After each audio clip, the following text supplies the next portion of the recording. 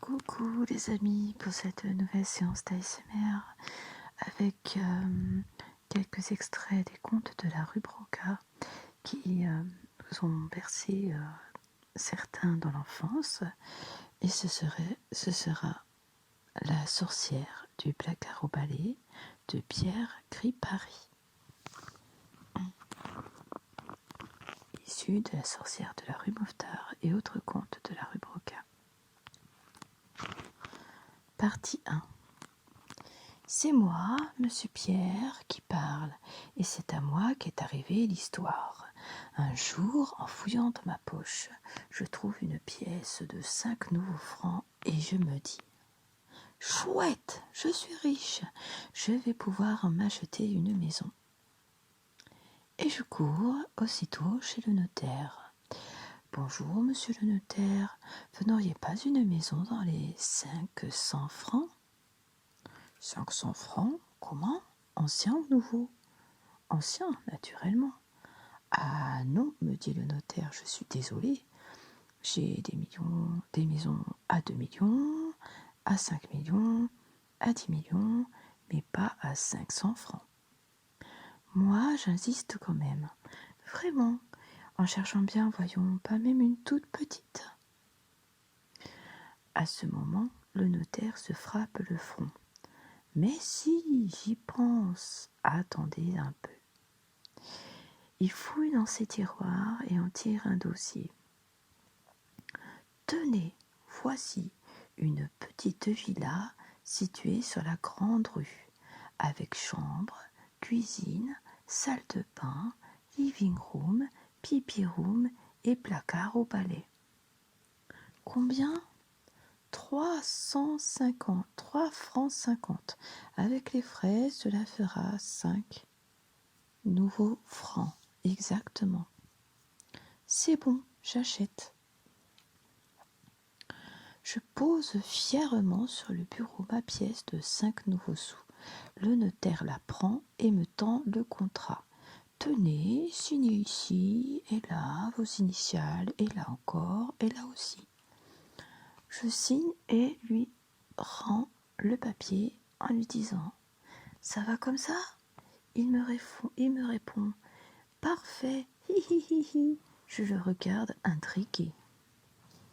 « De quoi riez-vous ?»« De rien, haha. » Je n'aimais pas beaucoup ce rire. C'était un petit rire nerveux, celui de quelqu'un qui vient de vous jouer un méchant tour. Je demande encore. « Enfin quoi, cette maison, elle existe ?»« Certainement, hé hé hé hé. Elle est solide au moins, elle va pas tomber sur ma tête. »« Oh oh, certainement que non, non, non, non, non. » Alors, qu'est-ce qu'il y a de drôle ? Mais rien, je vous dis. D'ailleurs, voici la clé. Vous irez voir vous-même. Bonne chance. Hou, hou, hou, hou. Je prends la clé, je sors et je vis visiter la maison. C'était ma foi une fort jolie maison, coquette, bien exposée, avec chambre, cuisine, salle de bain, living room, pipi room et placard au balai. La visite, une fois terminée, je me dis, si j'allais saluer mes nouveaux voisins. Allez, en route, je vais frapper chez mon voisin de gauche.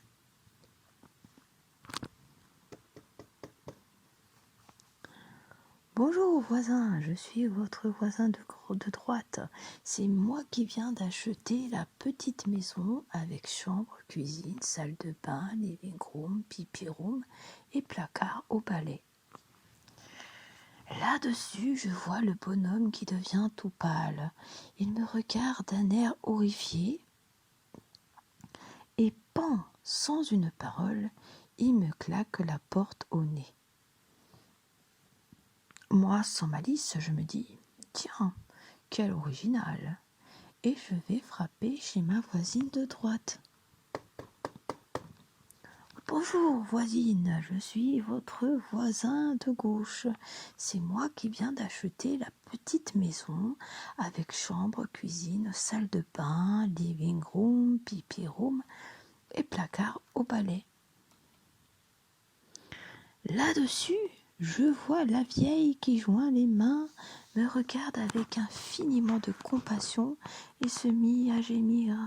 « Et là, mon pauvre monsieur, v'avez bien du malheur, c'est-y pas une misère, un gentil petit jeune homme comme vous.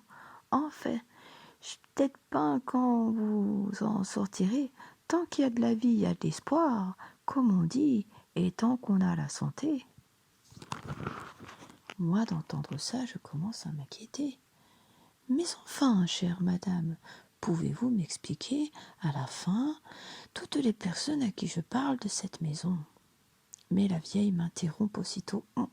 Excusez-moi, mon bon monsieur, mais j'ai mon rôti au four, faut que j'aille voir si je veux point qu'il grâle. » Et pan, elle me claque la porte au nez, elle aussi. Cette fois, la colère me prend. Je retourne chez le notaire et je lui dis « Maintenant, vous allez me dire ce qu'elle a de particulier, ma maison, que je m'amuse avec vous. Et si vous ne voulez pas me le dire, je vous casse la tête. » Et en disant ce mot, j'attrape le gros cendrier de verre. Cette fois, le type ne rit plus. « Et là, doucement, calmez-vous, cher monsieur, posez ça là, asseyez-vous. Parlez d'abord. » Mais oui, je vais parler. Après tout, maintenant que le contrat est signé, je peux bien vous le dire, la maison est hantée. Hantée ? Hantée par qui ? Par la sorcière du placard au balai. Vous ne pourriez pas me le dire plus tôt ? Eh non, si je vous l'avais dit, vous n'auriez plus voulu acheter la maison, et moi je voulais la vendre. Finissez de rire ou je vous casse la tête. C'est bon. Mais dites-moi donc, j'y pense. Je l'ai visité, ce placard au balai. Il y a un quart d'heure à peine. Je n'y ai pas vu de sorcière. C'est qu'elle n'y est pas dans la journée. Elle ne vient que la nuit. Et qu'est-ce qu'elle fait la nuit ? Oh, elle se tient tranquille. Elle ne fait pas de bruit. Elle reste là, bien sage dans son placard. Seulement, attention. Si vous avez le malheur de chanter « Sorcière, sorcière, prends garde à ton derrière !» à ce moment-là, elle sort et c'est tant pis pour vous.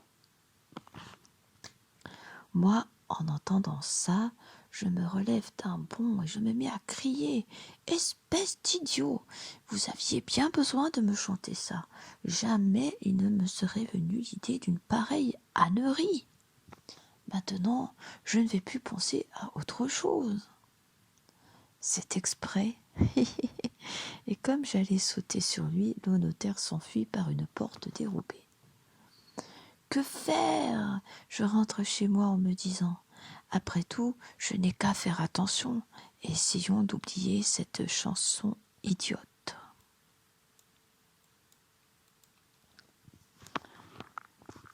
Facile à dire, des paroles comme celle-là ne se laissent pas oublier. Les premiers mots, bien sûr, je me tenais sur mes gardes. Et puis au bout d'un an et demi, la maison, je la connaissais. Je m'y étais habituée. Elle m'était familière. Alors j'ai commencé à chanter la chanson pendant le jour, aux heures où la sorcière n'était pas là. Et puis, dehors, où je ne risquais rien. Et puis, je me suis mis à la chanter la nuit dans la maison, mais pas entièrement. Je disais simplement « Sorcière, sorcière !» et puis je m'arrêtais. Il me semblait alors que la porte du placard au balai se mettait à frémir. Mais comme j'en restais là, la sorcière ne pouvait rien. Alors, voyant cela, je me suis mis à en dire chaque jour un peu plus. « Prends garde à ton derrière. » Je m'arrêtais juste à temps. Il n'y avait plus de doute, la porte frémissait, tremblait, sur le point de s'ouvrir. Ce que la sorcière devait rager à l'intérieur. Ce petit jeu s'est poursuivi jusqu'à Noël dernier. Cette nuit-là, après avoir réveillonné chez des amis, je rentre chez moi, un peu pompette, sur le coup de 4 heures du matin, en me chantant tout au long de la route. Sorcière, sorcière, prends garde à ton derrière. Bien entendu, je ne risquais rien puisque j'étais dehors. J'arrive dans la grande rue. Sorcière, sorcière, je m'arrête devant la porte, prends garde à ton derrière. Je sors la clé de ma poche. Sorcière, sorcière, je ne risquais toujours rien. Je glisse la clé dans la serrure. Prends garde à ton derrière. Je tourne, j'entre, je retire la clé, je referme la porte derrière moi. Je m'engage dans le couloir en direction de l'escalier. Sorcière, sorcière, prends garde à ton derrière. Zut! Ça y était, cette fois je l'avais dit. Au même moment, j'entends auprès de moi une petite voix pointue, aigre, méchante. Ah, vraiment? Et pourquoi est-ce que je dois prendre garde à mon derrière? C'était elle. La porte du placard était ouverte. Elle était campée dans l'ouverture, le poing droit sur la hanche et un de mes balais dans la main gauche. Bien entendu, j'essaye de m'excuser. Oh, je vous demande pardon, madame. C'est un moment de distraction. J'avais oublié que, enfin, je veux dire, j'ai chanté ça, je sans y penser. Elle ricane doucement. Sans y penser. Menteur, depuis 2 ans, tu ne penses qu'à ça. Tu te moquais bien de moi, n'est-ce pas, lorsque tu t'arrêtais au dernier mot, à la dernière syllabe. Mais moi, je me disais, patience, mon mignon. Un jour, tu cracheras ta petite chanson d'un bout à l'autre, et ce jour-là, ce sera mon tour de m'amuser. Et ben voilà, c'est arrivé. Moi, je tombe à genoux et je me mets à supplier. Pitié, madame, ne me faites pas de mal, je n'ai pas voulu vous offenser. J'aime beaucoup les sorcières, j'ai de très bonnes amies sorcières. Ma pauvre mère elle-même était sorcière. Si elle n'était pas morte, elle pourrait le dire. Et puis d'ailleurs, c'est aujourd'hui Noël. Le petit Jésus est né cette nuit. Vous ne pouvez pas me faire disparaître un jour pareil. La sorcière me répond. Ta, ta, ta. Je ne veux rien entendre, mais puisque tu as la langue si bien pendue, je te propose une épreuve. Tu as 3 jours pour me demander 3 choses. 3 choses impossibles. Si je te les donne, je t'emporte. Mais si c'est une seule des 3, je ne suis pas capable de te la donner. Je m'en vais pour toujours et tu ne la verras plus. Allez, je t'écoute. Moi, pour gagner du temps, je lui réponds. Je ne sais pas, je n'ai pas d'idée. Il faut que je réfléchisse. Laissez-moi la journée. C'est bon, dit-elle, je ne suis pas pressée. À ce soir. Et elle disparaît.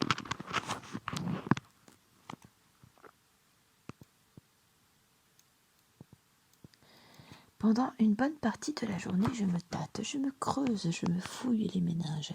Et tout à coup, je me souviens que mon ami Bachir a 2 petits poissons dans un bocal, et que ces 2 petits poissons, m'a-t-il dit, sont magiques. Sans perdre une seconde, je fonce rue Brocard, et je demande à Bachir, « Tu as toujours tes 2 poissons ?»« Ouais, pourquoi ?» Parce que dans ma maison, il y a une sorcière, une vieille, une méchante sorcière. Ce soir, je dois lui demander quelque chose d'impossible, sinon elle m'emportera. Tes petits poissons pourraient peut-être me donner une idée. Sûrement, dit Bachir, je vais les chercher. Il s'en va dans l'arrière-boutique, puis il revient avec un bocal plein d'eau dans lequel nagent des petits poissons. L'un rouge et l'autre jaune, tachetés de noir. C'est bien laid, c'est bien vrai qu'ils ont l'air de poissons magiques. Je demande à Bachir. Maintenant, parle-leur. Ah non, répond Bachir, je ne peux pas leur parler moi-même. Ils ne comprennent pas le français. Il faut un interprète. Ne t'en fais pas, moi j'en ai un. Et voilà mon ami Bachir, qui se mit à chanter. Petite souris, petit ami, viens par ici. parle avec mes petits poissons et tu auras du saucisson. » À peine a-t-il fini de chanter qu'une adorable souris grise arrive en trottinant sur le comptoir, s'assied sur son petit derrière à côté du bocal et pousse 3 petits cris comme ceci. Hip, hip, hip. Bachir traduit. Elle dit qu'elle est prête. Raconte-lui ce qui était arrivé. Je me penche vers la souris et je lui raconte tout. Le notaire, la maison, les voisins, le placard, la chanson, la sorcière et l'épreuve qu'elle m'a imposée. À part avoir écouté en silence, la souris se retourne vers le petit poisson et leur dit dans sa langue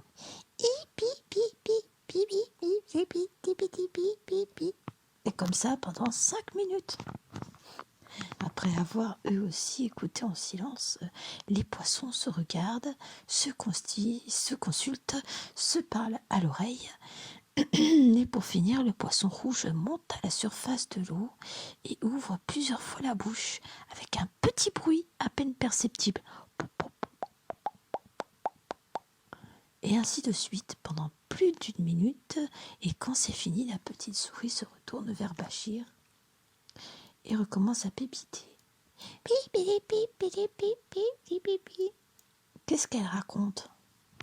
Il me répond. Ce soir, quand il verra la sorcière, demande-lui des bijoux en caoutchouc qui brillent comme des vrais. Elle ne pourra pas te les donner. Je remercie Bachir.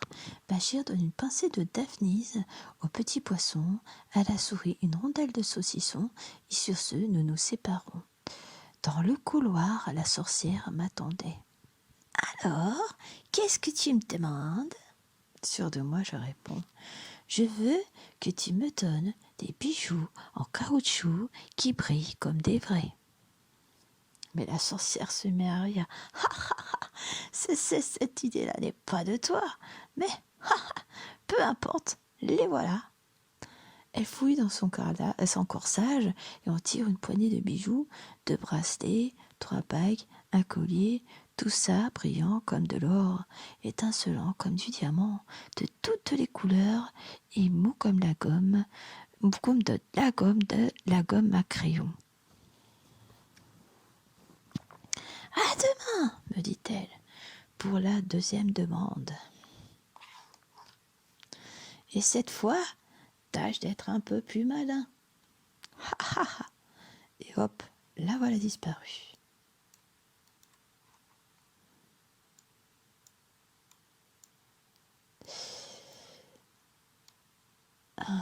Eh bien, mes amis, ce fut donc les 5 premières parties de la sorcière du placard au balai. Je reviens très vite pour la suite de la sorcière du placard au balai dans les contes de la rue Broca. À très vite, mes amis.